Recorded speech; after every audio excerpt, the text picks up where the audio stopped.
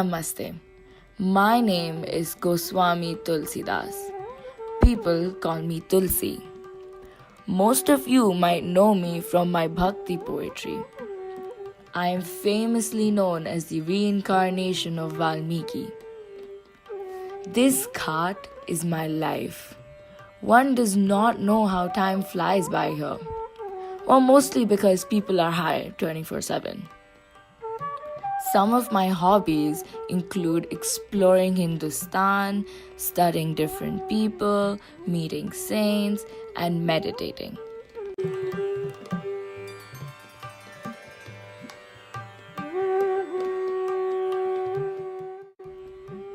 Out of all my travels, I would have to say Mansarovar Lake was the most surreal experience of them all. In fact, that is where I first got the inspiration to write about Kakabhushandi in the Ramayana. Well, of course, we'd helped.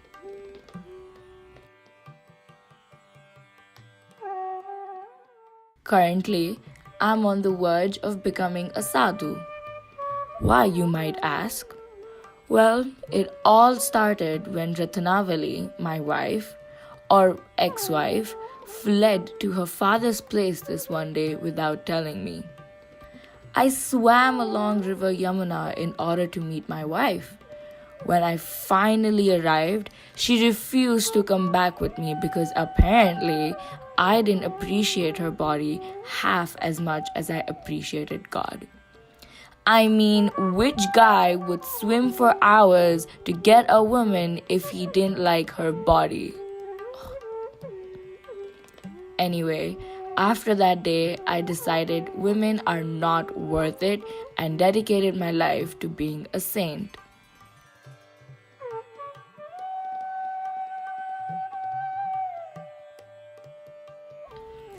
Another fun fact about me, I was born with all 32 teeth in my mouth, and instead of crying at the time of birth, I said Ram.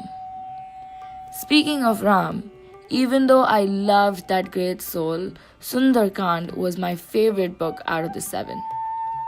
Ramcharitmanas might not be my original piece of art, but hey, Valmiki didn't put no copyright on his work.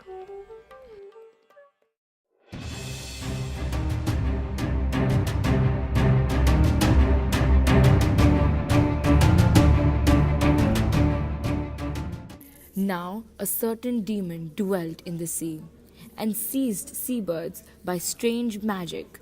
The creatures who sped across the sky cast watery shadows, which she saw and grasped, so they could not fly.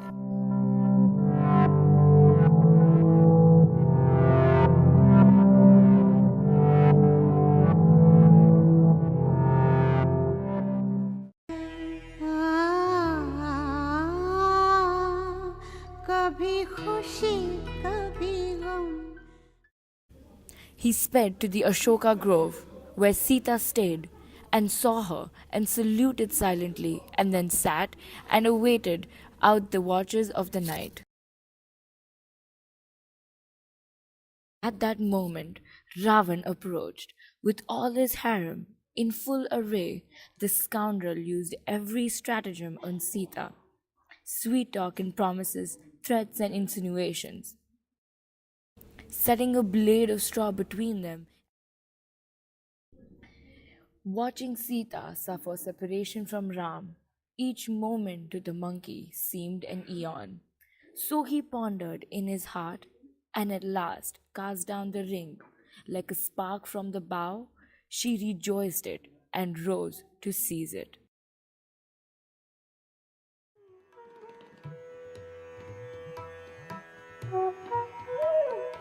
Tulsidas passed away in 1623 at Asikhat, Varanasi. Through his works, Tulsidas set in train some important effects pertinent to his time. He played a major role in counteracting occultism by emphasizing living a virtuous life and developing human perfection as opposed to supernatural achievement. Tulsidas did not preach any particular doctrine, nor did he found any school. Yet, his pure life and touching poetry has casted a permanent spell on society.